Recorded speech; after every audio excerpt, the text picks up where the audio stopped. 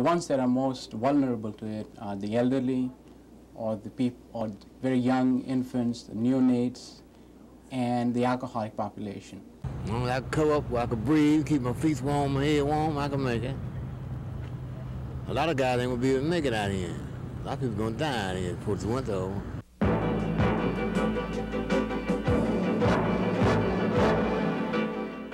Buffalo area residents are well aware of the battle they have to wage these wintry nights trying to survive escalated heating bills.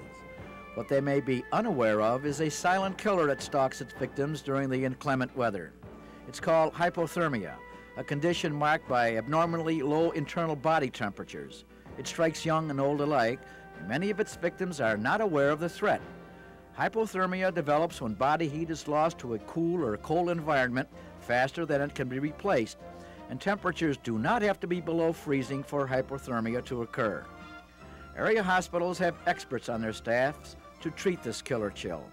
One of them is Dr. Syed Jaffrey, Chief Medical Resident at Erie County Medical Center, who explains the symptoms. Out in the field, for example, people may start having undue fatigue as an initial event.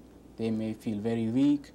They may have an alteration in their judgment, and then the body's mechanism of coping hypothermia is when they start having shivering. These are the initial features that should be recognized, and once they are, then if they are tackled at this level, most of the time it's not fatal. But if they are not recognized, then they may have alteration in their mental status to the point of getting confused and even comatose. How can a person know if his temperature drops below 95 degrees if the thermometer won't register it? I think that the key is that most of the usual thermometers that we have, the clinical thermometers, do not register below 95. And the key is, first of all, that you shake down the thermometer to the least level. If you don't, then you're going to miss it altogether. And once we find that the temperature is 95, then the emergency rooms of most of the hospitals have special thermometers which can record the temperature accurately.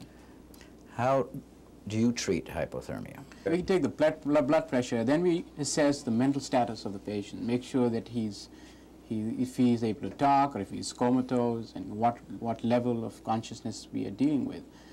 And make sure the patient is breathing. If not, then we'll have to intubate the patient, as we call it, and put him on artificial respirations. And then we hook the patient up to a monitor to see if we have any cardiac rhythm problems, because these are the life-threatening problems that we deal with.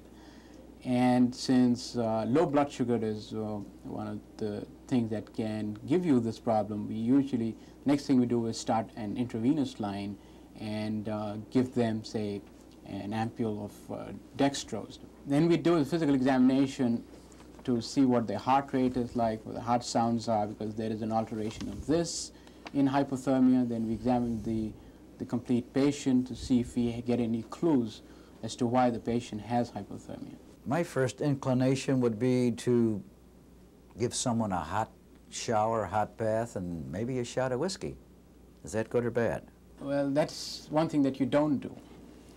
And because we may end up into serious cardiac rhythm problems if they are actively rewarmed, as they say, like putting somebody in a bathtub with hot water. And again, alcohol is not the answer either.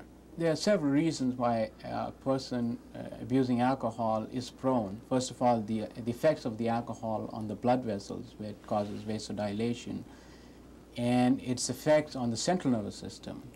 And then the fact that people with alcohol abuse, if they are out, say, walking on the street, and then because of the effects of the alcohol, they fall down and they're not seen by anyone for a while, then they are prone to alcohol hypothermia on the basis of the environmental factors on top of their alcohol.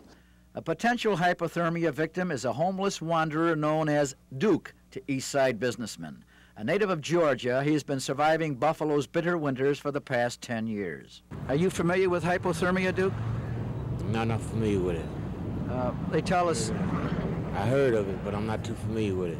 Well, then you may be a victim of hypothermia. That's right. If you drink, The cold gonna make it worse, but at the same time, but it numbs your nerve and make you survive to the fact, hey, it is cold out here. But you may not wake up. If you go to sleep. You keep moving?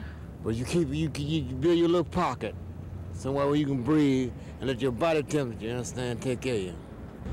So where are you going to be tonight, Duke, when the temperature gets down around the 0 mark again? Somewhere where I can find a warm spot. I'm going to try to find a warm spot somewhere. How can they take precautions at home to avoid hypothermia? You know, dressing with warm clothes in winter and keeping the heat up and taking a lot of hot fluids.